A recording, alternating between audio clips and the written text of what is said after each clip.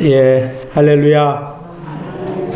오늘 베드로 전서, 오늘은 3장 17절로 4장 6절까지 말씀입니다.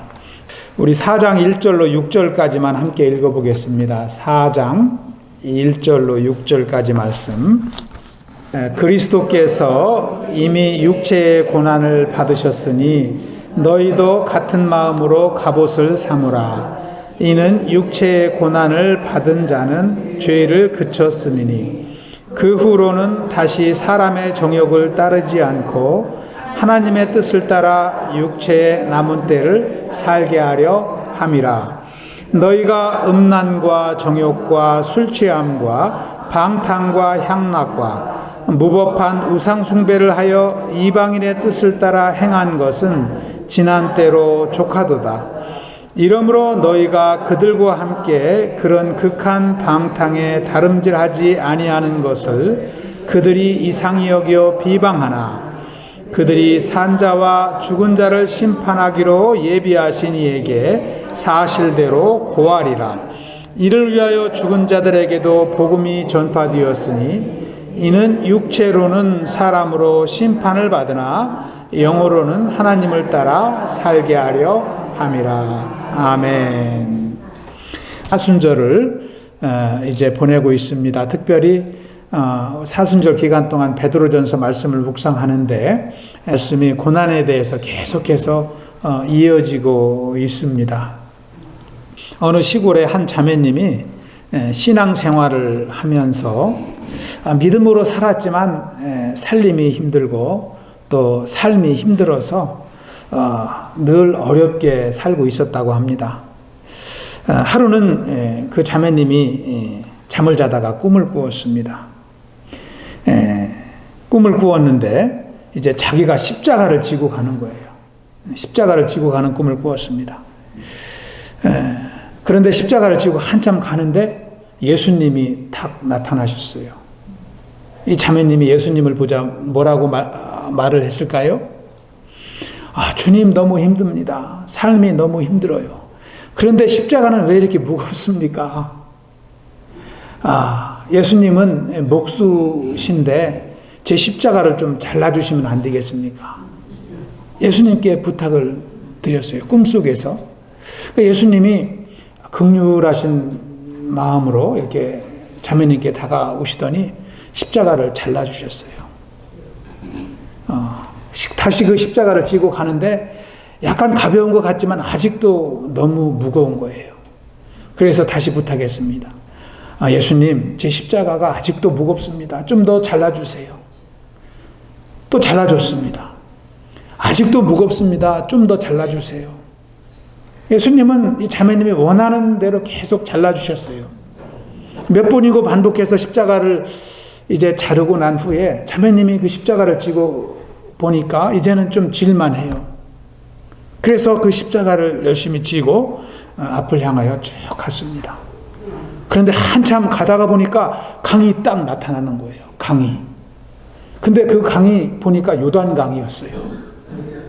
그래서 강이 나타나서 더 이상 가지 못하고 뒤를 돌아다 보니까 많은 사람들이 십자가를 지고 자기와 같이 또 달려오고 있는 거예요. 열심히 끙끙 지고 오는 거예요. 근데 그 사람들은 이 요단강에 딱 오더니 그 십자가를 강 위에 딱 올려놓고 강을 건너가고 있었습니다. 그리고 어디로 갔어요? 요단강을 건너 천국으로 가고 있어요. 그래서 이 자매님도 너무나 은혜스러워서 자기도 건너가려고 자기 십자가를 딱 내려서 강 위에 딱 올려놨더니 짧아서 못 건너가는 거예요. 그래서 너무나 속상해서 강을 건너가지 못하고 그냥 이 땅바닥에 주저앉아서 엉엉 울고 있었습니다. 그리고 예수님을 찾았어요. 예수님, 저는 어떡합니까?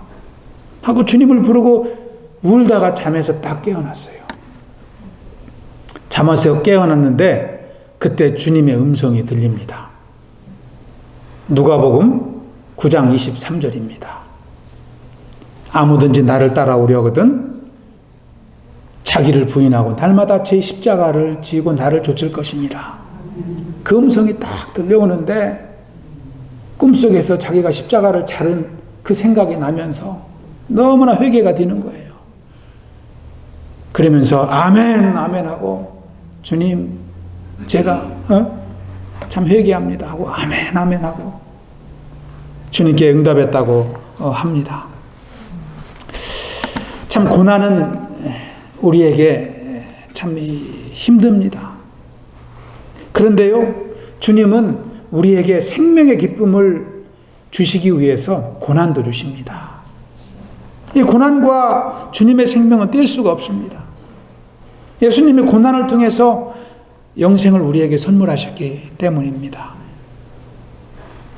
고난은 우리를 세상에서 넘어지지 않게 합니다. 그리고 우리를 믿음 안에서 강하게 세워주십니다. 바울은 로마서 5장에서 고난의 역할에 대해서 이렇게 소개를 합니다. 우리 한번 읽어보겠습니다. 시작. 우리가 환난 중에도 즐거워하나니 이는 환난은 인내를, 인내는 연단을, 연단은 소망을 이루는 줄 알미로다. 아멘. 우리 육신은 고난을 싫어하지만 우리의 영혼은 고난을 통해서 연단된다는 거예요. 영적인 소망을 바라볼 수 있다는 것입니다. 여러분 중에 고난 없이 예수님 만난 분 한 분이라도 있습니까? 여러분 예수님 고난 중에 다 만나지 않았습니까? 물질적으로 힘들든 육체적으로 힘들든 마음이 힘들든 힘들 때 주님은 우리에게 찾아오시거든요. 그리고 위로하시고 하나님의 사랑을 경험하게 하십니다. 우리가 어떻게 그래서 고난을 통해서 구원받은 우리인데 우리가 삶에 고난이 온다고 그 고난을 자꾸 피할 수만 있겠습니까? 지난주 말씀에서 16절에서 사도 베드로는 선한 양심을 가지라고 권면했습니다. 그리고 선한 양심은 고난 중에도 선한 행실을 낳는다. 그리고 우리가 고난 중에도 선한 행실로 살아가면 우리를 비방하던 자들을 부끄럽게 할 수 있다. 그런 말씀을 했습니다. 오늘 말씀 17절에서도 베드로는 고난에 대해서 또 선을 행하는 것에 대해서 계속적으로 말씀을 이어가고 있습니다. 하나님의 뜻이라면 선을 행함으로 고난받는 것이 악을 행함으로 고난받는 것보다 훨씬 낫다는 것이죠. 하나님의 뜻이라면 고난도 우리에게 은혜가 된다는 것입니다. 하나님은 성도들의 고난을 고난으로 끝나지 않게 하십니다. 고난을 통해서 하나님을 경험하게 하시고 믿음의 비밀을 깨닫게 하시는 줄 믿습니다. 그리고 우리가 이 땅에서 고난을 받는다는 것은 특별히 믿음으로 살기 위해서 고난을 받는다는 것은 저와 여러분이 거룩한 삶을 살아가고 있다는 증명입니다. 여러분 믿음으로 살지 않는 사람들이 어떻게 하나님 때문에 고난을 받을 일이 없지 않습니까? 우리가 거룩하게 살기 때문에 고난을 받는 것이기 때문에 고난이 축복인 줄 믿습니다. 할렐루야. 뿐만 아니라 18절을 보시면 예수님은 고난을 통해서 우리에게 생명을 주셨습니다. 우리 18절을 한번 읽어보겠습니다. 시작. 그리스도께서 단번에 죄를 위하여 죽으사 의인으로서 불의한 자를 대신하셨으니 이는 우리를 하나님 앞으로 인도하려 하심이라. 육체로는 죽임을 당하시고 영으로는 살리심을 받으셨으니. 아멘. 예수님의 십자가의 고난을 통해서 우리에게 영생을 주신 줄로 믿습니다. 예수님이 십자가를 지실 때 많은 사람들은 예수님은 실패한 인생으로 알았습니다. 그런데 3일 후에 예수님은 부활하시고 승리하신 줄 믿습니다. 이 예수님을 따르는 것이 우리 신앙입니다. 하나님은 예수님을 통해서 우리에게 생명을 주시고 우리로 하여금 예수님을 따르는 제자로 세워주셨기 때문입니다. 그래서 우리가 신앙생활 가운데 축복을 누리길 원하지만 고난이 온다 할지라도 두려워하지 말고 오히려 더 그때 주님을 묵상해야 될 줄로 믿습니다. 그리고 고난의 의미를 깨달으며 그 고난을 따라갈 수 있길 축원합니다. 그러면 어떻게 우리가 고난 중에 주님을 따라갈 수 있을까요? 1절, 2절에 나와 있습니다. 고난 중에도 주님과 같은 마음을 품어야 됩니다. We must have the same mind as the Lord. 우리가 고난 중에 고난받으신 주님의 마음을 기억할 때 우리에게 능력이 임하는 줄 믿습니다. 여러분 4장 1절 말씀에 보시면 그리스도께서 이렇게 시작을 합니다. 그런데 원래 원어 성경에 보면은 헬라어 원어 성경에 보면은 이 그리스도 앞에 그러므로라는 접속사가 들어 있습니다. 그러므로 그리스도께서 이미 육체의 고난을 받으셨으니 이렇게 되어 있거든요. 왜 그러므로라는 접속사가 들어있는 거 아니? 아까 우리가 함께 읽었던 3장 18절 말씀과 4장 1절을 연결시키기 위해서 접속사가 들어간 것입니다. 그래서 3장 18절과 4장 1절을 연결하여 보면은 그리스도께서 우리를 위하여 고난을 받으셨으니 우리도 그리스도와 같이 고난을 두려워하지 말고 그리스도의 마음으로 갑옷을 삼아야 된다. 그런 뜻입니다. 할렐루야. 1절에 갑옷을 삼으라는 말이 무슨 뜻일까요? 이것은 갑옷이라는 것은 군사용어입니다. 갑옷은 군인이 무장하기 위해서 입는 옷 아닙니까? 그래서 갑옷을 삼으라는 것은 스스로 무장하라는 말입니다. 스스로 준비하라. 그런 뜻입니다. 성도가 고난 중에 있을 때에는 그리스도를 생각하고 예수 그리스도를 의지하라는 말씀입니다. 주님이 도우십니다. 고난 중에 우리가 예수 그리스도를 의지할 때 죄를 이기고 믿음 안에 승리할 수 있기 때문입니다.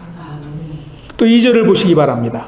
4장 2절을 보시면 그 후로는 다시 사람의 정욕을 따르지 않고 우리가 고난이 와도 예수님을 통해서 그 고난을 이기고 인내하면 우리가 사람의 욕심을 따라 살지 않게 된다는 거예요.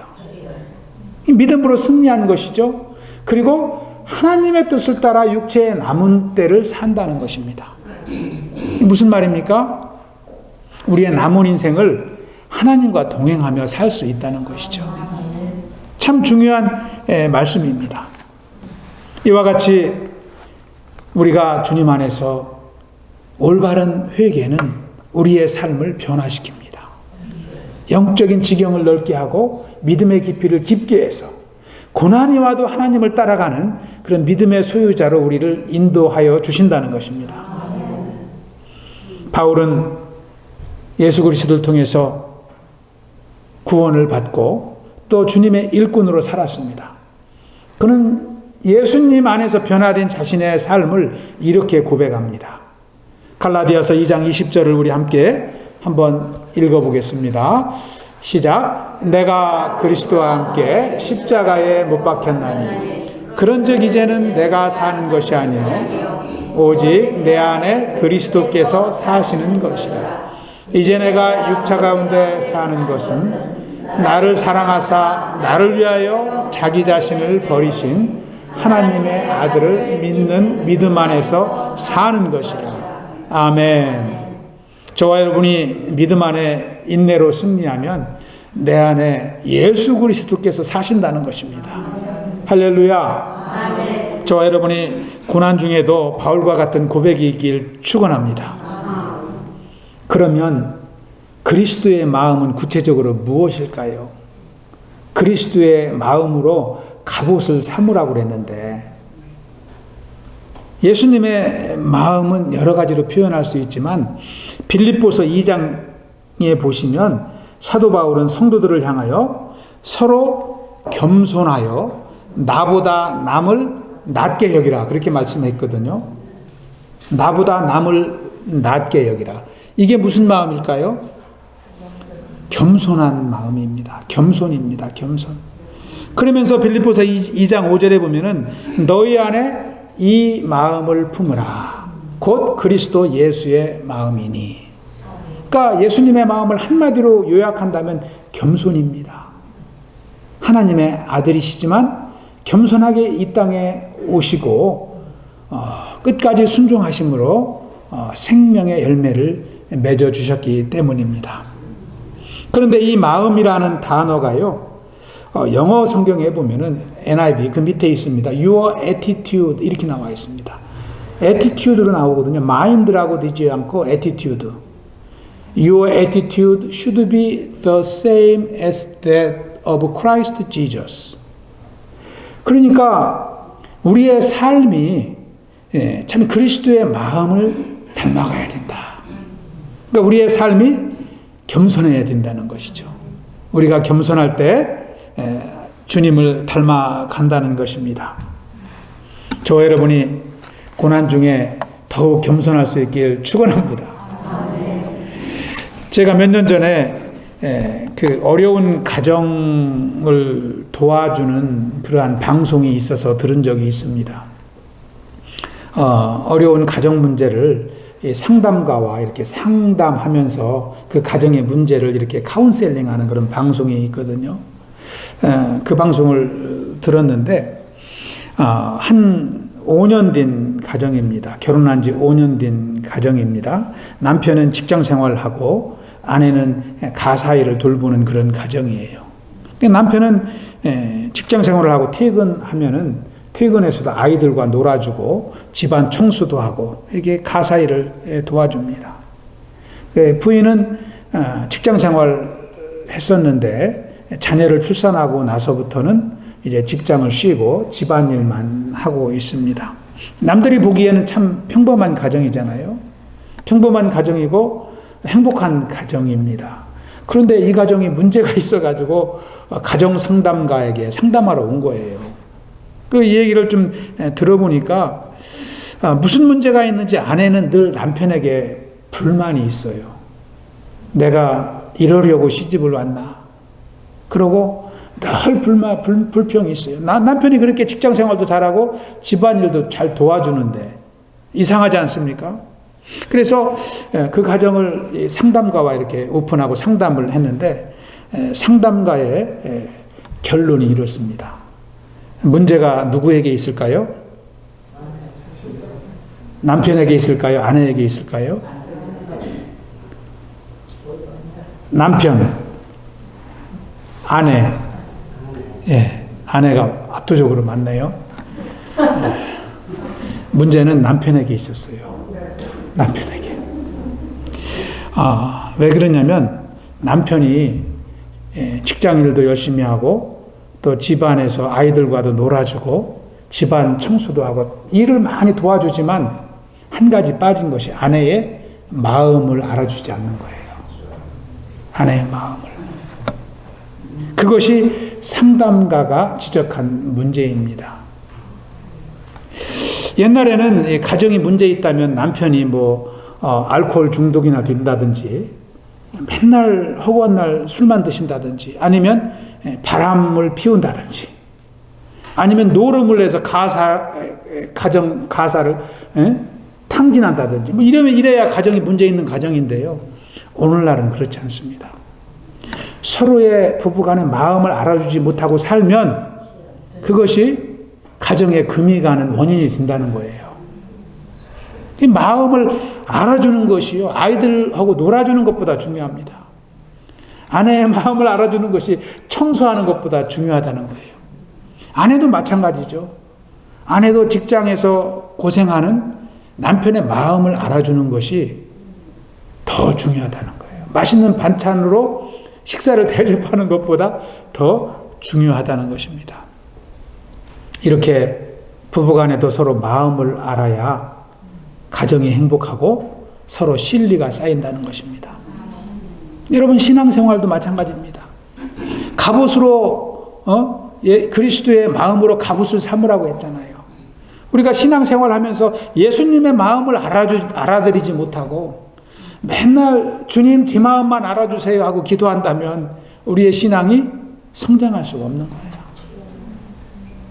나를 구원하신 예수님의 마음은 어떤 마음일까? 우리의 가정을 바라보시는 예수님의 마음은 어떤 마음일까? 신앙생활하고 있는 나를 바라보시는 예수님은 어떤 마음일까? 나에게 무엇을 하길 원하실까?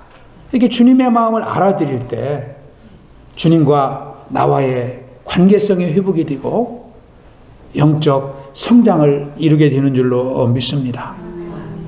그래서요, 잠언 기자는 잠언 4장 23절에서 이렇게 말씀합니다. 우리 한번 합독하겠습니다. 시작. 모든 지킬 만한 것 중에 더욱 네 마음을 지키라. 생명의 근원이 이에서 남이니라. 아멘. 참 중요하지 않습니까? 마음을 지키는 것. 우리가 마음을 지키면 가정을 지키고 또 믿음을 지키고 또 하나님 주신 사명을 지킬 수 있는 줄 믿습니다. 두 번째로 우리가 고난 중에서도 기억해야 될 자세는 이방인의 삶을 버리라는 것입니다. We must forsake the life of a Gentile. 이방인이라는 것은요, 옛날에는 유대인이 아닌 사람들을 이방인이라고 했는데 오늘날에는 믿지 않는 불신자들을 이방인이라고 부를 수 있습니다. 우리가 예수님을 만나기 전에는 이방인이었다는 것이죠. 믿지 않는 불신자였다는 것입니다. 그래서 우리가 옛날에는 하나님의 뜻을 따라 살지 않고 세상 사람들의 뜻을 따라 살고 내 욕심을 따라 살았다는 것이죠. 그래서 죄악 가운데 살았던 인생이 바로 우리의 인생입니다. 3절에 보시면 그러한 삶에 대해서 6가지로 소개를 하고 있습니다. 너희가 음란과 정욕과 술 취함과 방탕과 향락과 무법한 우상 숭배를 하여 이방인의 뜻을 따라 행한 것은 지난 때로 족하도다. 여기에서 음란과 정욕은 성적인 죄악을 말하는 것이죠. 그리고 술 취함과 방탕과 향락은 이 술과 연관된 죄악입니다. 이 술로 인해서 참 많은 무질서가 일어나지 않습니까? 이 술 취함이라는 이 단어를 보면은요, 이 술 취함이라는 이 단어는 두 단어가 합해진 단어입니다. 헬라어로 오이누스라고 하는데 이 포도주라는 단어와 풀리오라는 솟아오른다라는 단어가 합해진 것이 술 취함이라는 단어입니다. 그러니까 술 취한다는 것은 내 안에서 포도주 기운이 막 올라오는 것입니다. 이 방탕이라는 것은 술 취한 사람이 거리를 쏘다니면서 질서를 어기는 것이 방탕입니다. 그리고 마지막 6번째 나와 있는 무법한 우상숭배는 이렇게 참 음행을 일삼고 또 이제 술 취한 가운데 우상을 숭배하는 것. 그러니까 아주 무질서한 삶이죠. 당시에는 그러한 사람들이 많았습니다. 베드로는 그래서 교회 성도들을 향하여 그러한 삶은 옛날로 족하다는 것입니다. 이제 더 이상 그런 삶을 살아서는 안 된다는 것을 강조하고 있습니다. 잠언 23장 31절에는 이 포도주는 붉고 잔에서 번쩍이고 순하게 내려가기 때문에 그것을 쳐다보지도 말라 이렇게 말하고 있습니다. 얼마나 참 이제 술 취함을 경계하고 있습니까? 이 마시지 말라는 말보다도 더 무서운 말인 것 같아요. 그것은 하나님은 우리 인생들을 믿음 안에 은혜 안에 살도록 인도하시기 위함입니다. 그래서 세상과 구별하여 거룩한 하나님의 백성으로 세워나가기 원하시는 것입니다. 성도가 세상 사람들과 차이나는 점 한 가지가 무엇일까요? 그것은 하나님의 뜻을 따라 사는 것입니다. 불신자와 신자의 차이점은 딱 한 가지예요. 하나님의 말씀을 가까이 하며 사느냐 아니면 말씀과 무관하게 사느냐. 불신자들은 성경을 손물에도 가까이 하지 않습니다. 그래서 시편 119편 11절의 시인은 이렇게 고백하고 있습니다. 함께 합독합니다. 내가 주께 범죄하지 아니하려 하여 주의 말씀을 내 마음에 두었나이다. 아멘. 저와 여러분이 날마다 하나님의 말씀을 가까이 하고 또 영적으로 깨어 기도할 수 있길 축원합니다. 그래서 영적인 경계를 늦추지 말고 주님 나라 갈 때까지 승리하는 쿠복교회 성도님 되시길 축원합니다. 마지막 세 번째로 우리가 고난 중에 기억해야 할 것은 장차 임할 하나님의 심판을 기억하라는 것입니다. We must remember the judgment of God that will come in the future. 하나님의 심판은 반드시 다가온다는 것입니다.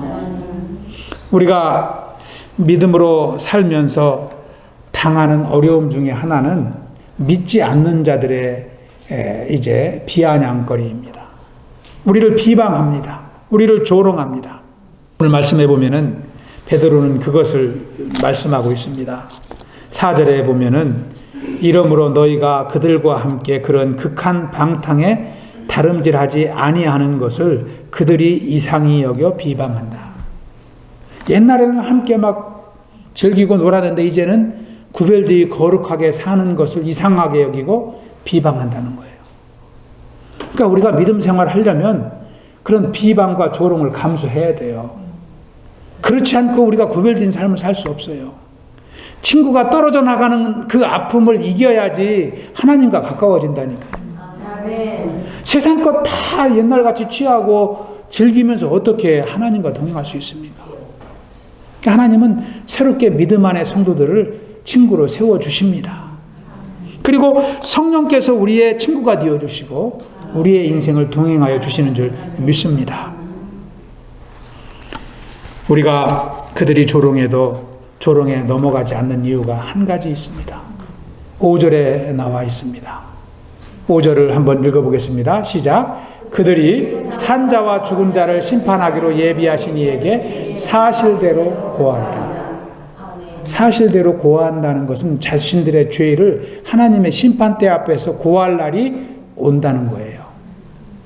현대인의 성경에 보면 5절을 이렇게 기록합니다. 그들은 산 사람과 죽은 사람을 심판하실 분에게 자기들이 행한 일을 낱낱이 고해 바쳐야 할 것입니다. 얼마나 두려운 말씀입니까? 인생이 얼마 남았습니까? 길지 않습니다. 그런데 그들의 아무리 비방해도 우리가 인내할 수 있는 믿음이 여기에서 오는 거예요. 하나님의 심판이 있기 때문에 우리는 참 믿음을 지켜야 되는 줄로 믿습니다. 히브리서 9장 27절에 보면은 히브리서 기자는 기록하기를 사람이 한 번 죽는 것은 사람에게 정해진 것이요 그 후에는 심판이 있다고 분명하게 기록을 하고 있습니다. 예수님은 2000년 전에 우리를 구원하시기 위해서 오셨지만 이제 장차 오실 예수님은 심판하시기 위해서 오십니다.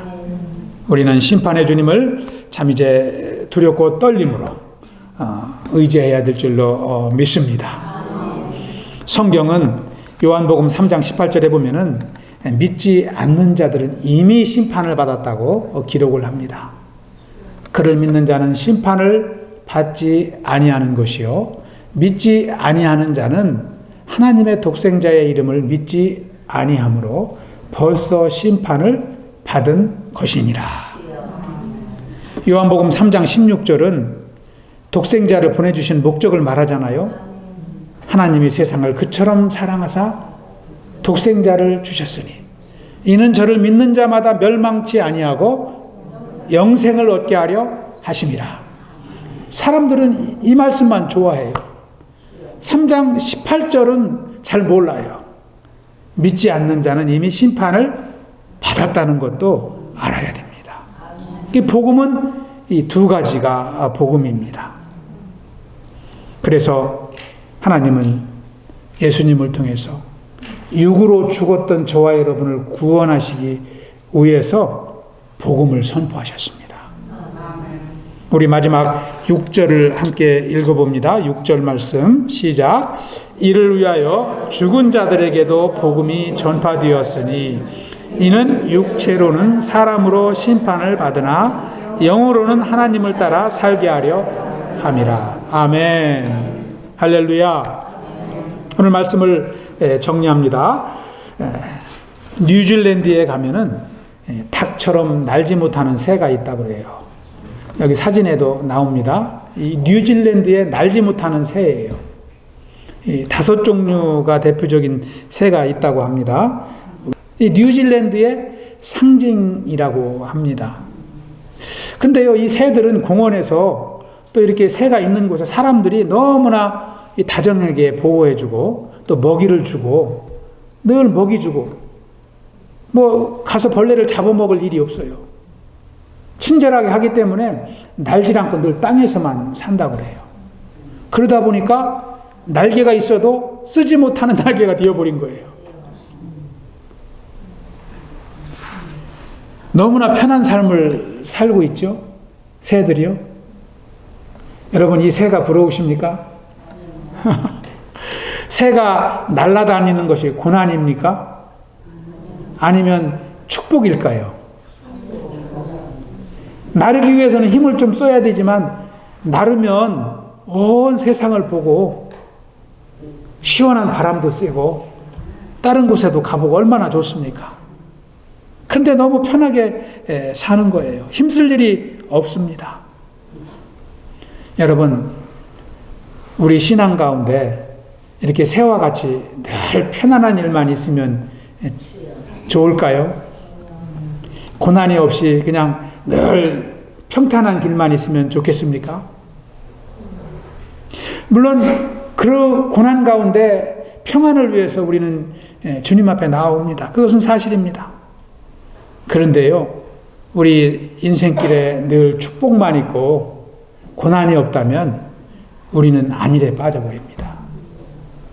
우리는 안일에 빠져버립니다.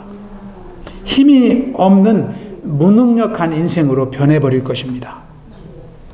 고난은 때때로 우리를 힘들게 하지만 우리의 믿음을 자라게 하고 우리의 능력을 키워주는 역할을 하고 있습니다. 날 수 없는 새가 아니듯이 고난을 경험하지 못한 성도는 참 성도라고 할 수가 없습니다. 왜 그래요? 신앙은 고난을 통해서 성장하기 때문입니다. 저와 여러분이 신앙생활 가운데 고난을 만난다 해도 이제는 고난을 참 피하기보다는 오히려 고난 중에 오늘 말씀과 같이 그리스도의 마음을 묵상하고 오히려 어려움이 올 때 옛사람의 모습으로 돌아가지 않도록 유의하고 또 하나님의 심판이 있다는 것을 기억하고 인내할 수 있길 축원합니다. 예수님은 고난 중에도 겸손하시고 죽기까지 끝까지 순종하심으로 저와 여러분에게 영생을 주셨습니다. 그리고 하나님께 영광을 올려드렸습니다. 저와 여러분이 고난 중에 승리할 수 있길 축원합니다. 오늘 말씀의 제목 앞에 그리스도라는 단어를 더 붙였습니다. 우리 함께 한번 읽어보겠습니다. 시작. 그리스도와 같은 마음으로 갑옷을 삼으라. 아멘. 기도하겠습니다. 아버지 하나님 감사합니다. 사순절을 보내며 베드로전서를 통해서 고난을 묵상하고 있습니다. 아버지, 우리의 신앙생활 가운데 참이 고난이 온다 할지라도 오히려 고난받으신 주님을 묵상함으로 승리할 수 있도록 인도하여 주시옵소서. 믿음으로 나아갈 수 있도록 인도하여 주시옵소서. 아버지께서 우리 각 심령을 참 주장하여 주시고 날마다 하나님의 말씀 안에 또 이제 성령님의 인도하심 가운데 승리하는 삶을 살아갈 수 있도록 축복하여 주시옵소서. 아버지, 주님께서 참 우리 교회를 말씀으로 지켜주시고 또 이제 기도의 능력으로 지켜 주시옵소서. 날마다 주님을 경험하는 삶이 되게 하여 주시옵소서.